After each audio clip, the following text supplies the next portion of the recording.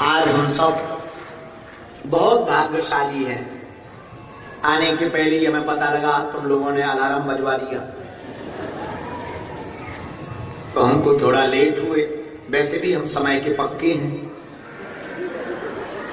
भारत के अनुसार तो आपको पता ही होगा। आने के पहले हमको ना, हम गाड़ी में वो बैठे थे हमारा चेला, तो हम उसको भी सुना रहे थे। वो गाड़ी में हम फोन से बात कर रहे थे दूरभाष से कुछ चेलों से। हमको अब बहुत दिन हो गए, ठीक नहीं लग रहा। मन कर रहा है कि अब जल्दी वतन पहुंच जाएं, जल्दी बालाजी के दर्शन कर लें। बहुत दिन हो गए माता जी को मिल लें, अपने पागलों को देख लें, बागेश्वर धाम के पागलों को देख लें। तो आने के पहले थोड़ा ऐसे ही लग रहा था, ठीक है अब जल्दी ये कथा और हो जाए, जल्दी से ऑकलैंड की हो जाए और जल्दी चलो। पर अब यहाँ तुम लोगों को देख के थोड़ा अच्छा लग रहा है।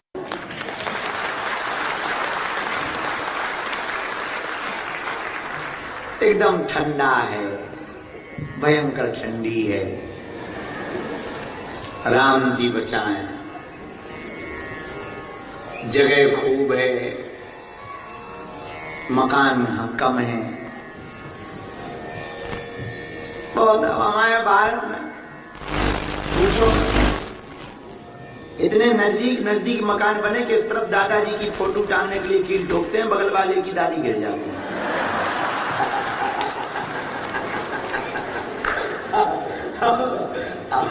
अब वो आके बताता है, भाई साहब ठीक से नहीं ठोक सकते हो। तो कहते हैं क्या ठोक सकते हो, तो दादाजी टांग देते। बोले तुम्हारी दादाजी के चक्कर में हमारी दादी उल्टी गिर गई है। पर ठीक है, बहुत अद्भुत देश है, अपनी प्रकृति को बचाए हैं। अद्भुत देश है न्यूजीलैंड, अपनी प्रकृति के प्रति बहुत सतर्क है, सावधान है। खेल पर बहुत ज्यादा प्रोत्साहित करता है, खेलों के लिए बच्चों को प्रोत्साहित करता, बच्चों को एक्टिव रखता, बहुत अच्छा है। और बहुत सबसे बड़ी बात है कि जब हम ऑकलैंड पहुंचे, इन पागलों ने हाका रखा, हाका।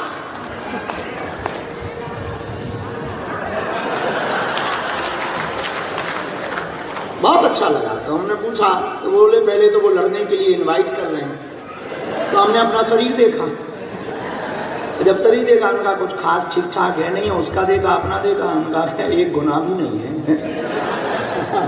लेकिन बहुत अच्छा लगा। यहाँ की प्राचीन संस्कृति, हाका को देखा, उनकी संस्कृति को देखा, उसको समझा। उन्होंने प्रार्थना भी की। फिर मन में तो था ही कि हम आए हैं तो सबको मिलने आए हैं। हम सच बताएं, कथा करने थोड़ी आए, तुम्हें जगाने आए।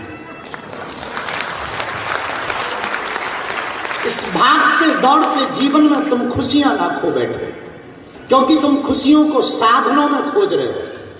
और पागलो, खुशियां साधनों में तो है नहीं। साधनों में खुशियां होती तो जो साधन बेचते हैं वो बड़े खुश नसीब होते।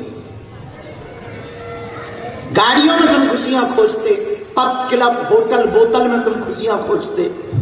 तुम खुशियां खोजते हो बड़े बड़े मकानों में, तुम खुशियां खोजते हो डेवलपमेंट में, तुम खुशियां खोजते हो इंटेलेक्चुअलिटी में, तुम खुशियां खोजते हो बहुत बहुत विशिष्ट जगहों पर, बहुत अमीरी में। यदि अमीरी में खुशियां होती तो बुद्ध महावीर क्या सन्यासी हो पाते? तो हमें लगा, हमारे आने का 2-3 रीजन है। एक पहला कारण तो यही है कि आप साधनों में खुशियों को मत खोजो। खोजना ही है तो साधना में खुशियों को खोजो। साधनों में खुशियां मिलेंगी, ऐसा नहीं है, आपको मिलेगी पर क्षणिक मिलेगी। पर साधना में आपको जो खुशी प्राप्त होगी वो ऐसी प्राप्त होगी कि लौट करके तुम्हारी खुमारी उतरेगी। मीराबाई को एक बार प्राप्त हुआ, तो मीराबाई की उतरी नहीं खुमारी। महलों में पड़ी पली बन के जो चली, मीरा रानी दीवानी होने लगी।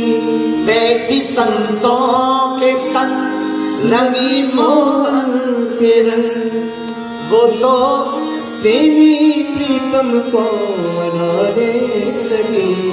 ऐसी लागी लगन मीरा हो गई मगन, वो तो चली गई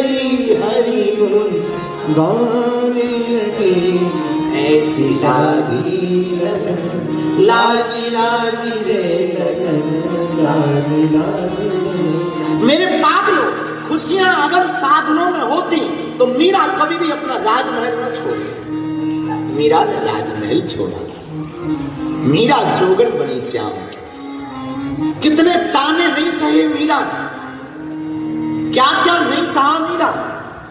और तो ठीक है, विष का प्याला भी मिला। और जब पुरोहित जी विष का प्याला लेके आए, मीरा को देख के बोले कि भगवान श्याम सुंदर का चरणों रखे। मीरा ने स्वीकार कर लिया और मीरा पीने लगी। लेकिन जैसे ही विष के प्याले को पीने लगी, तब तक किसी ने मीरा के कान में आके कहा कि इसमें जहर मत पियो, बावरी हो तो मर जाओगी। मीरा कहती है अगर वो श्याम का चरणोदक है और जहर भी है तो मैं पीने को तैयार हूं। और मीरा विष का प्याला पीती है, मानो अमृत पी गई हो। पर मीरा बाई का ये चरित्र हमें सिखाता है कि साधनों में खुशियां नहीं है, खुशियां तो भगवान के चरणों में। जो साधना में खुशी है वो स्थायी है। संसार में खुशियां नहीं है, संसार में रहकर परमात्मा के चरणों में हो जाने पर खुशियां मिलेगी। और मीराबाई के पूरे जीवन में संघर्ष रहा पर खुशियां नहीं गई। मेरे प्रियजनों, तो हमारे आने के बहुत कारण हैं। उनमें एक कारण ये भी है कि हम चाहते हैं आपके जीवन में साधन बहुत हैं, अब साधना आ जाए। आपके जीवन में तनाव बहुत है, अब थोड़ी मुस्कुराहट आ जाए। आपके जीवन में व्यवधान बहुत है, हम चाहते हैं आपका जीवन थोड़ा मीरा की तरह स्वच्छंद हो जाए। आपके जीवन में झंझटें बहुत हैं, हम चाहते हैं आपके जीवन में श्याम सुंदर उतर आए। आपके जीवन में संकट बहुत हैं, हम चाहते हैं तुम्हारे जीवन में संकट मोचन आ जाए। और वो तभी आएंगे, देखो प्रेम तो तभी होगा जब किसी के बारे में सुनोगे। इसीलिए हमें लगा कि हमें आपके पास जाना चाहिए, तो हम चले आए। दूसरा कारण हमारे आने का, पहला तो ये कारण था आने का, दूसरा हमारा आपके पास आने का बहुत सरल सा कारण है, वो है आपके बच्चे। हमको ना, हमने पिछले देशों में भी बोला, ऑस्ट्रेलिया में भी बोला, फिजी में भी बोला, अब आपके पास भी हम दूसरे कारण से भी आए। हमको ना आपकी कोई दिक्कत नहीं, तुम्हारी तो जिंदगी निकल गई, कुछ बची खुची है हमारे जैसी, तो निकल ही जाएगी। अपना भी बुढ़ापा ही चल रहा है, तो जो तुम्हारी बची कुची है वो निकल जाए। पर हमको ना आपके बच्चों की बड़ी चिंता है।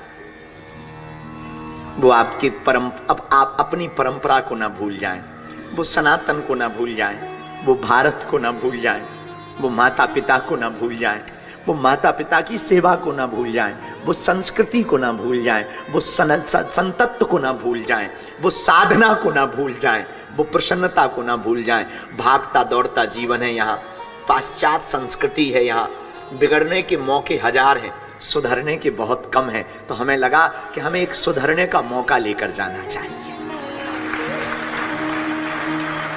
ये दूसरा कारण था आने का। और तीसरा जो हमारा कारण है, हम वो भी आपको बताएं, फिर आगे की बात बढ़ाएं।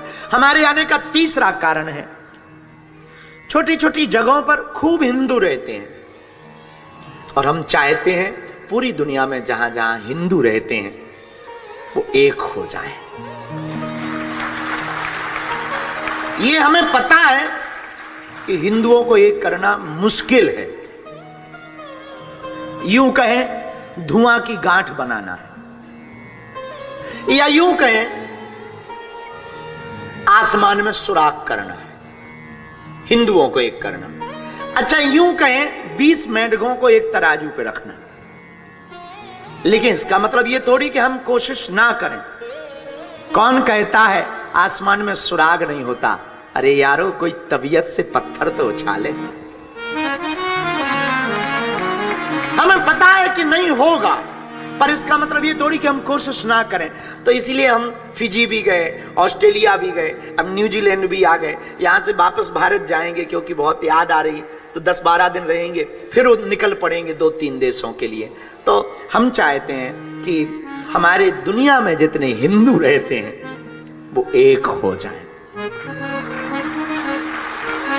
ये तीसरा कारण। हमारे आने का चौथा कारण भी हम आपको बताएं कि हम विदेश क्यों आए हैं। अच्छे खासे देश में ही थे, पर विदेश आए हैं, उसका चौथा कारण भी। हमारे पास गुरु कृपा के अलावा कुछ नहीं है। पर भैया हमने सुना है जो दवा से ठीक नहीं होता वो भगवान की कृपा से ठीक हो जाता है। तो हमने सोचा आप लोगों के पास जाकर वो गुरु का प्रसाद जो हमारे पास है, जो हमें हमारे गुरु ने सौंपा हमको, वो हम आपको बांट सकें, वो हम भभूति के माध्यम से दे सकें, वो हम सामूहिक अर्जी के माध्यम से दे सकें, वो हम आपके लिए प्रार्थना के माध्यम से दे सकें, ताकि हमारे जीवन में जो रंगत है वो हमारे गुरु के कारण है। हमने कई बार कहा, मुझे कौन पूछता था, तेरी बंदगी से पहले मैं खुद को ढूंढता था, इस जिंदगी से पहले। गुरु की कृपा है। गुरु के बहुत पुरानी बात है, जिसका गुरु बलवान होता है चेला पहलवान होता है। हमारे जीवन में तो जो भी घटित हुआ गुरु की कृपा से घटित हुआ। और मेरे पागलों, एक बात याद रखना, तुम अपनी जिंदगी में, बहुत प्यारी बात है, अगर तुम्हें महात्मा मिल जाएगा तो परमात्मा भी प्राप्त हो जाएगा। और हमें जब से हमारा महात्मा, हमें सन्यासी बाबा मिले, जब से हमारे दादा गुरु मिले, तब से जिंदगी थोड़ी ठीक हो गई। थोड़ी ठीक क्या मतलब, ठीक है, बुरी भी नहीं है और भली भी नहीं है। उन्होंने कहा तुम्हें ये करना है, हमने अपना झोला उठाया, करने चल पड़े।